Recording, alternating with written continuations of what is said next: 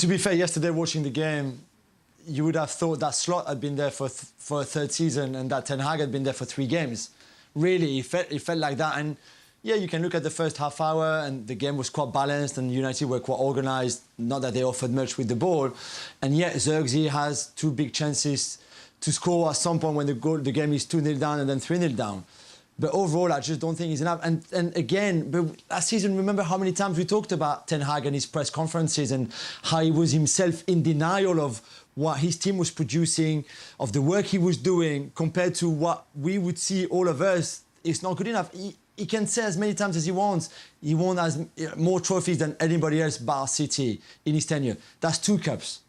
2 cups, and last season was the worst ever season in the Premier League, and the worst season in the league for 40 odd years or something. So it's not because you won the FA Cup against all odds against City in the final that your season has been great. This is not true. So he has to stop justifying everything by the fact that he won 2 cups in 2 seasons, because that's BS, really. Because if you look at last season, they were terrible from start to finish. It was an absolute shambles. And yeah, in the end, they won the FA Cup somehow, but Coventry should have beaten them. Even before that, Newport should have beaten them. They were 2-2 against Newport in the last 16 or the quarter-final or something, and Coventry were unlucky not to beat them in the semi-final at Wembley. So this line about, I won 2 trophies, so you can't criticise me, I'm doing a great job, the fans love me, I'm doing great. This is not true. He's in denial about that. Mario, are we being too harsh? No, I think I was surprised by the way Ten Hag got exposed by Slot, because they both know each other. They played against each other a number of times, you understand, because of the Dutch background and the league in Holland. And for him, then we have to remember, Slot has a player in Gravenberch. Gravenberch is the player that was very instrumental in the system when Ten Hag was on board.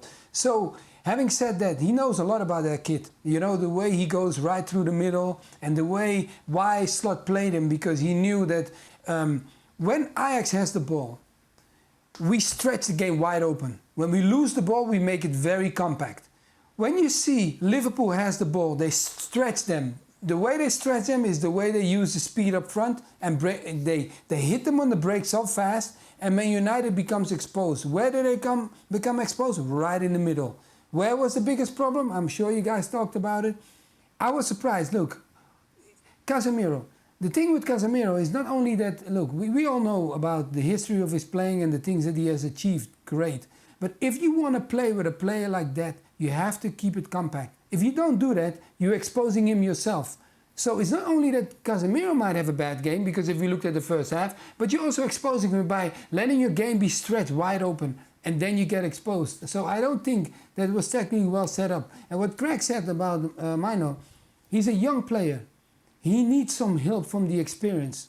And the experience around him can only talk to him when they are comfortable themselves. But when they themselves also struggling with the space around them, it becomes a difficulty. And I think that was the biggest surprise for me, that Slot really knew in advance what his weaknesses were. And he really exposed it really, really big. And I was really surprised. Yeah, Sirks had an opportunity, but away from the opportunity, Liverpool could have won more, with more goals. And that shouldn't have never happened. This is one of the biggest games in England, and it clearly didn't look like it. They got Southampton. They got Southampton and Crystal Palace after the international break. Which, if you want to play anyone after the international, right, it's not the end of the world, is it? Well, it's not the end of the world. Unless it is the end of the world and you don't get results. Unless you play badly.